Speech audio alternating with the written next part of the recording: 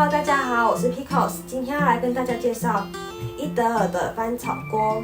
会注意到这个，是因为我真的是一个手残，因为我很害怕油锅里面会发出来的呲呲呲的声音，也很害怕它会碰到我，所以我很常把菜炒到焦掉，或是盐巴根本就没有搅拌均匀。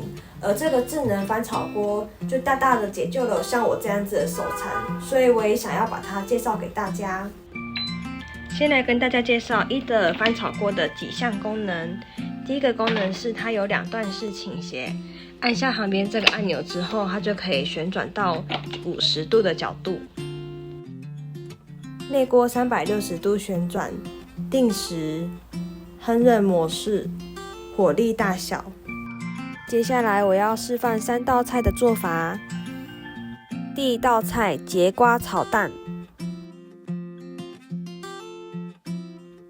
把蛋打散之后，倒入设定成炒菜模式的翻炒锅内。蛋半熟之后，就可以把剩下的食材全部丢进去。个人喜欢节瓜软一点，所以把时间设定成10分钟。盖上锅盖后，就可以去做别的事了。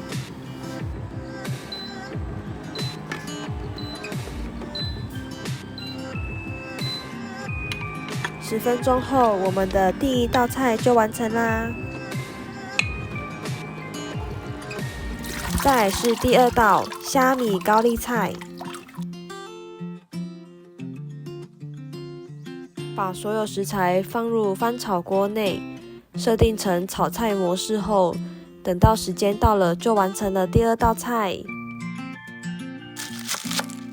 第3道是最简单的炒菠菜。设定成炒菜模式后，把所有食材放入翻炒锅内，等到时间到后，第3道菜也就完成了。看完这3道菜之后，是不是觉得炒菜变得非常简单？之前因为太害怕炒菜，常常把锅盖当成炖盘使用，现在完全不需要了。把食材丢进去之后，等到时间一到，就可以把成品捞出来。